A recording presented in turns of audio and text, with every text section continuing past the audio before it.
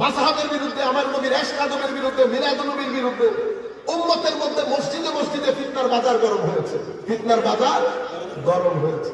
এখন বুঝতে পারছেন ব্যাকগ্রাউন্ড কোন জায়গার মধ্যে ঘটেছে, এই জায়গার মধ্যে সমস্যার সৃষ্টি হয়েছে।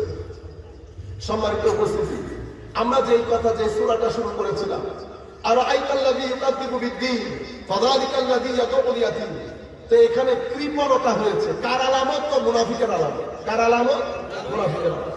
এরপরে নামাজ ছেড়ে দেওয়া। কোন নামাজ? যে নামাজের ভিতরে রূহ আছে সেই নামাজ আমরা ছেড়ে দিয়েছি। এরপরে তৃতীয় মুনাফিকদের আলামত হচ্ছে লোক দেখানোর জন্য নামাজ পড়া, আল মিরাআ। সেটা কোথায় পেয়েছি? সূরার মধ্যে আছে, ফাওয়াইলুল লিল মুসাল্লিন আল্লাযীনা হুম আন সালাতিহিম সাহুন আল্লাযীনা হুম ইউরাউন। নামাজ আছে কিন্তু নামাজের মধ্যে লোক দেখানি ভাবে। এরপরে কি আছে? ওয়ায়ামনাউনাল মাউন, যাকাত দেয় না, মানুষকে সহযোগিতা করে। তো এই সূরার মধ্যে মুনাফিকের চারটা আলামত বর্ণিত হয়েছে। কৃপণতা, নামাজ ছেড়ে দেওয়া মানে রুহে নামাজ, নামাজের মধ্যে লোক দেখানো ভাব, এরপরে যাকাত, চারটা জিনিস বলা হয়েছে। এরপরে শুরু হয়েছে ইন্না আতাইনা কাল কাউসার। ইন্না আতাইনা কাল কাউসার। মুনাফিকদের এই ষড়যন্ত্রের কারণে আমার মধ্যে অনেক ডিস্টার্ব না, অনেক ডিস্টার্ব। এর মধ্যে আরেক মুনাফিক কি বলবে? তো মুহাম্মদ সাল্লাল্লাহু আলাইহি ওয়াসাল্লাম কোন পুত্র নাই, পুত্র ছাড়া আরবের মধ্যে 2 পয়সার দাম নাই, 2 পয়সা। আমার নবী সাল্লাল্লাহু আলাইহি ওয়াসাল্লামের শানে যখন এই বেয়াদবি করেছে, আপনাদেরকে এটাও বলে রাখি, পবিত্র কোরআনের মধ্যে অন্যান্য নবীদের শানেও বেয়াদবি হয়েছে। নবীদের শানে বেয়াদবি করলে নবীরাই উত্তর করতে, নবীদেরকে নির্বোধ বলা হয়েছে। নবীরা নিজেই বলেছেন লাইসা বিসাফাহা, আমি নির্বোধ নই। একমাত্র ব্যতিক্রম আমার নবীর ক্ষেত্রে। আমার নবীর শানে বেয়াদবি হলে আমার নবী কিছু বলতেন না।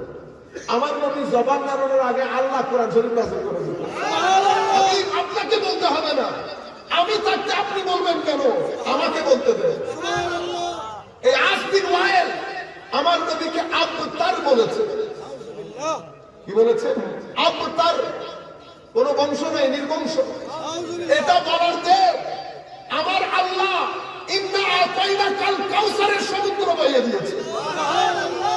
হাবিব কি বলেন আপনি? আবতার, আমি আপনাকে খাইরে কাসীর তথা আমার যত নিয়ামত, যত ধরনের জিনিস নিয়ামত হতে পারে, ইলম নিয়ামত, কোরআন নিয়ামত, শরীয়ত নিয়ামত, তরিকত নিয়ামত, মারিফত নিয়ামত, যা কিছু নিয়ামত হতে পারে, কোরআন নিয়ামত, আপনার উম্মত নিয়ামত, যা কিছু নিয়ামত হইতে পারে হাবিব, সব কিছু আমি আপনাকে একেবারে চূড়ান্ত পর্যায়ে কাসীর আমি আপনাকে দান করেছি।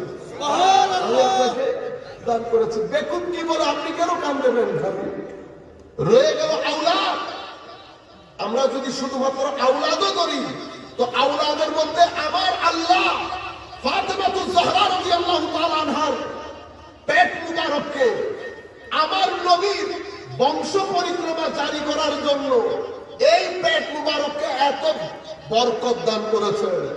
রুয়ে জমিনের মধ্যে যেখানেই যাবেন যান, আলে বাইতের রাসূলের ছড়াছড়ি। এক পেট থেকে ফাতেমাতুজ জাহরা রাদিয়াল্লাহু তাআলা আনহার পেট থেকে। শুধু কি তাই? ইলমে শরীয়ত বলেন, ইলমে তরিকত বলেন, ইলমে মারিফত বলেন, আমার নবীর শরীয়তের মধ্যে যত খেদমত, প্রত্যেক খেদমতের পেছনে মূল জায়গায় আলে বাইতের রাসূল। সুবহানাল্লাহ। আপনি বলবেন হুজুর ইমামে আজম তো আলে বাইত ছিল না। ইমামে আজম আলে বাইত ছিল না, কথা ঠিক, কিন্তু ইমামে আজম যে ইন্ডাস্ট্রিতে হয়েছেন সেই ইন্ডাস্ট্রি আলে বাইতের রাসূল। সুবহানাল্লাহ। ইমাম জাফর সাদিক আলাইহিস সালাম রাদিয়াল্লাহু তাআলা আনহু আরদা, হুজুর ইমামে আজম বলছেন আমি ইমাম জাফর সাদিকের মজলিসে যদি 2 বছর না বসতাম আমি ইমামে আজম আবু হানিফা হতাম না। উনি আলে বাইতের রাসূলের ইমাম। আপনি কার কাছে যাবেন? হুজুর গৌসুল আজম মুহিউদ্দিন আলে বাইত, মুঈনুদ্দিন আলে বাইত, শিহাবুদ্দিন আলে বাইত, বাহাউদ্দিন আলে বাইত। সুবহানাল্লাহ। সেই যুগ থেকে এই যুগ পর্যন্ত যাদের মাধ্যমে শরীয়ত তরিকত মারিফতের খেদমত হয়েছে, প্রত্যেক ব্যক্তির মূল আলে বাইত রাসূল সাল্লাল্লাহু আলাইহি ওয়াসাল্লাম। এভাবে আমার আল্লাহ আমার নবীকে খুশি করেছে। আবার ইন্না আতাইনা কাল কাউসারের আগে সূরা দোহা না, সূরা দোহা, সেই সূরা দোহার মধ্যে আমার আল্লাহ আমার নবীকে বলেছেন একবার, হাবিব আপনি মন খারাপ করবেন না। কি বলে আমি আপনাকে ছেড়ে দিব, আমি আপনাকে পরিত্যাগ করব? হাবিব হতে পারে না। সমস্ত কোরআন দেখে প্রত্যেক নবীকে আল্লাহ নাম ধরে দেখেছেন। আমি আপনাদের ফিকির চিন্তার একটা খোরাক দিচ্ছি, বিশেষ করে ইউথকে। আপনারা এগুলো নিয়ে বাসায় চিন্তা করবেন। আমার আল্লাহ খালেক, মালেক, মাবুদ, আমার নবী আমার আল্লাহর বান্দা। আমার আল্লাহ যদি ইচ্ছে করেন আমার আল্লাহ সবার নাম নিতে পারে। খালেকে কুল দেখেছে, ইয়া মুসা, ইয়া ঈসা, ইয়া ইব্রাহিম, সবাইকে দেখেছে। এক জায়গার মধ্যে এসে ডাকে নাই না, এই জায়গার মধ্যে নাম বলে না। বিভিন্ন কি কি কতগুলা বলে আপনি পড়তে পড়তে যখন 2, 3, 4 নম্বর আয়াত পড়বেন তখন আপনি বুঝতে পারবেন হাই কোথা আমার আল্লাহ নবীর সাথে কথা বলতেছে। সুবহানাল্লাহ। ইয়াসিন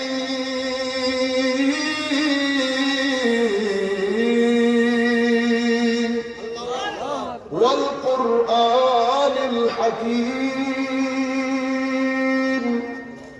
ইন্নাকা লামিনাল মুরসালিন। ইয়াসিন বলার পরে আপনি তো বুঝতে পারছেন না ইয়াসিন কি জিনিস। ওয়াল কুরআনিল হাকীম এটা বুঝেছি, কোরআনের কসম। কিন্তু আল্লাহ আপনি কার সাথে কথা বলছেন? তো ইন্না কার সাথে বলছেন?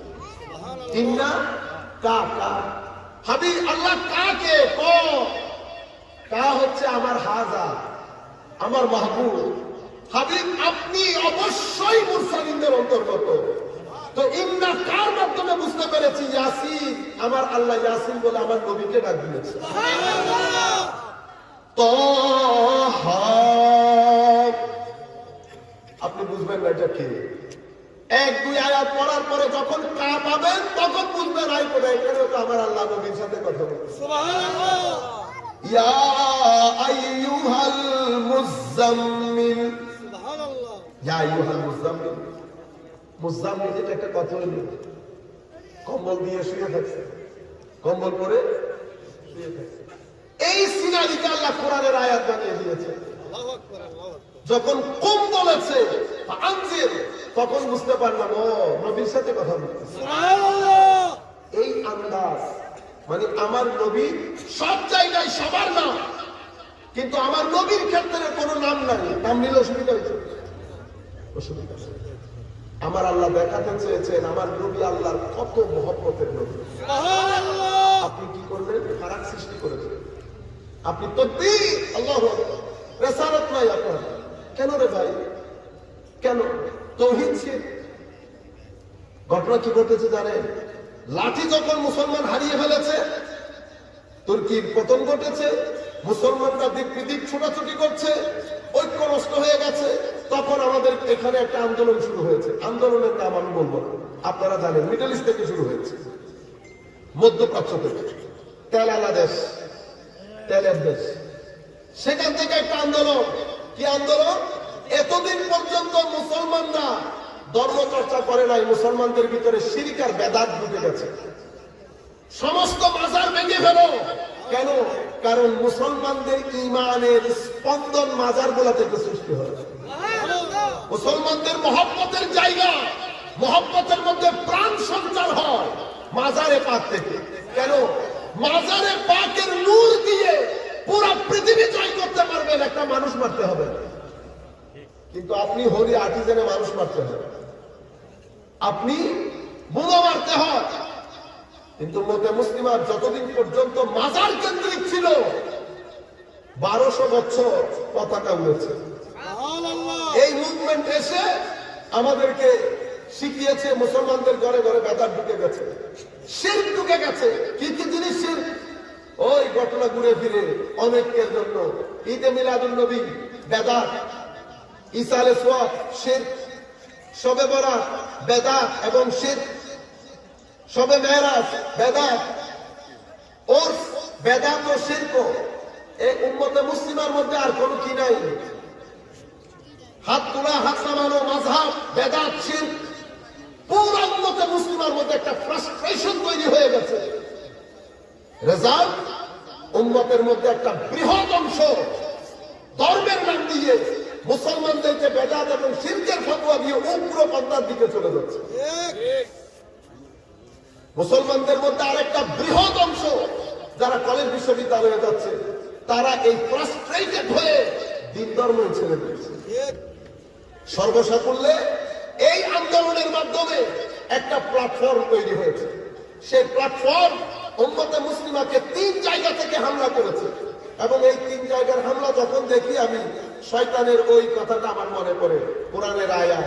শয়তানকে যখন আল্লাহ বলছে তুই বের হয়ে যা এখান থেকে, আমার আদমের শানে বিয়াদবি করে তুমি আমার জান্নাতে থাকবা, এটা হতে পারে না, বের হয়ে যা। শয়তান তখন বলেছিল বের হয়ে যাব, কিন্তু তুমি আমাকে সুযোগ দাও, আমি যেন কিয়ামত পর্যন্ত বেঁচে থাকি। দিলাম সুযোগ। তখন সে বলেছে আমি সিরাতুল মুস্তাকিমের পথে বসে থেকে তোমার বান্দাদেরকে সামনে পেছনে ডানে বামে থেকে হামলা করে এখান থেকে বিদায় করে দেব। আমি তো নামাজের মধ্যে বলছি ইহদিনাস সিরাতাল মুস্তাকিম, সে বলছে লা কুদান্না লাহুম সিরাতাকাল মুস্তাকিম, আমি সিরাতুল মুস্তাকিমের রাস্তায় বসে আছি। সুম্মা লাআতিয়ান্নাহুম মিন বাইনি আইদিহিম ওয়া মিন খালফিহিম ওয়া আন আইমানিহিম ওয়া আন শামাইলিহিম ওয়া লা তাজিদু আকতারাহুম শাকিরিন। সামনে পেছনে ডানে বামে থেকে আক্রমণ করব, কেউ বাঁচবে না। বেশিরভাগকে আমি ট্র্যাক থেকে সরিয়ে দেব। সিরাতুল মুস্তাকিমের রাস্তায় আমি যখন যাচ্ছি একা একা, তো উলামায়ে কেরাম বলছে যে সামনের আক্রমণ আকীদার উপর। তো আকীদার আক্রমণ 2 ভাবে হয়, একটা লা ইলাহা ইল্লাল্লাহর উপর আর একটা মুহাম্মদ রাসূলুল্লাহ। প্রথমে লা ইলাহা ইল্লাল্লাহর উপর যখন আক্রমণ হয়, কোন দিক থেকে এটা শিখায় জানেন? আপনার জীবনের কোনো উদ্দেশ্য নাই, আপনার জীবনের কোনো, আপনি যখন বলবেন আপনার জীবনের কোনো উদ্দেশ্য নাই, আপনি মানুষই না, আপনার পূর্বপুরুষ বানর ছিল। তো যখন পূর্বপুরুষ বানর থাকবে তাহলে তো আমার জীবনের কোনো উদ্দেশ্য নাই। আপনার জীবনের যখন কোনো উদ্দেশ্য থাকবে না, তাইলে কোনো আল্লাহ নাই, পরকালও নাই। ঘটনা বলেছি কিন্তু একটার সাথে জড়িত কয়টা দেখেছে? আমি যখন বলবো না মানে আমার পূর্বপুরুষ বানর, আমি পারিপার্শ্বিক কে বানর বলেছে বলেন, এগুলোর মধ্যে আমি নাই। আমি মূল ফ্যাক্ট আপনাদেরকে বলছি।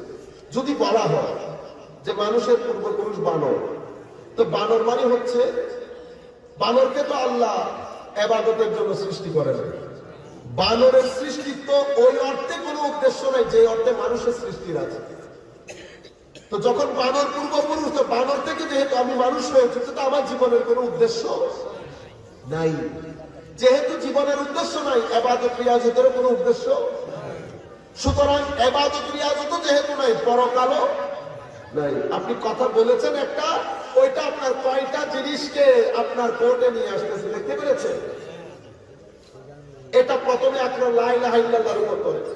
এই আক্রমণে আপনারা জানেন আমাদের ছেলেগুলা কি আন্দাজে এই আক্রমণের শিকার হচ্ছে। কলেজ বিশ্ববিদ্যালয়ে আপনারা আপনাদের ছেলেদেরকে যখন পাঠান, আপনারা বুঝতেও পারেন না, ছেলেরা ঈমানকে 50, 40, 30, 20% নামিয়ে আনে 2-3 বছরের। আপনি তার লাইব্রেরির মধ্যে যখন বইগুলা দেখবেন, আরজানি মাদুর বা এই ধরনের বইগুলা, কারণ সে তো কোরআন পড়ে নাই, সে তো মুদ্রার এক পিঠ দেখেছে, অন্য পিঠ দেখে, সে ওইটা পড়ে সে মনে করছে সে অনেক কিছু বুঝে গেছে।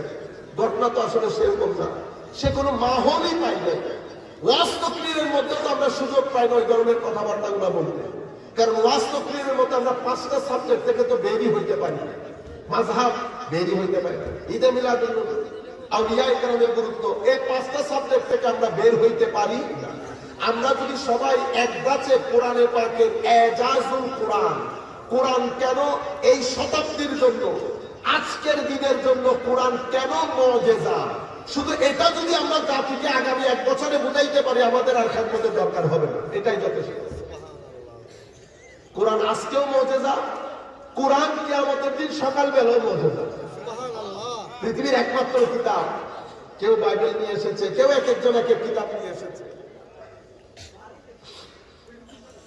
আপনি অক্সফোর্ডে দিলেন, বড় বোর্ড তো সবাই বড় বড় প্রফেসর না, একজন ওনার কিতাব দিয়েছে, উনি বলছেন এটা ধর্মীয় কিতাব। ধর্মীয় কিতাব প্রমাণ করতে পারবেন এটা যে ধর্মীয় কিতাব? কোন প্রমাণ? বিশ্বাস আছে, কি আছে? এটা যুগ যুগ করে সবাই বলে আসতেছে ধর্মীয় কিতাব, সেই কারণে না ভাই আমরা বিশ্বাসের উপর ভরসা করতে পারি। আপনারটা আপনি রাখেন। আপনার কাছে আসে? জি আছে স্যার, দিলেন। আচ্ছা, কোন এখানে কোন দলিল আছে, কোন প্রমাণ আছে? Is there any evidence to prove that this book is God's word? এটা যে আল্লাহর কথা, কোন প্রমাণ আছে? স্যার প্রমাণ কেমনে করবো? এটা আমার বাপ দাদার মুখ থেকে শুনে আসতেছে, এটা ধর্মের কিতাব, প্রমাণের কোনো সুযোগ? আমি নড়তে নড়তে বেচার আমি গিয়ে নিয়ে গেছি কোরআনের পার। সবাই কিন্তু বয়ে বয়ে গেছি, আমি কিন্তু সুটের বুটের বই আমি টান দিয়ে বসছি। এটা কোরআনের পার।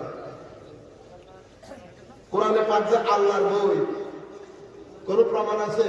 আমি বলতেছি প্রমাণ আজকে না, কিয়ামতের দিন সকাল পর্যন্ত। এটা প্রমাণ না তো, এটা তোমার জন্য চ্যালেঞ্জ। তুমি জিহ্বাতে কামড় দিতে হবে, কামড়। এমনি আমি বলছি শুধুমাত্র যতটুকু হজম করতে পারবো ততটুকুন বলি। এটার ভাষা আরবি। পৃথিবীতে 4200, 4500, 5000 ভাষা আছে। غير الله لا إله إلا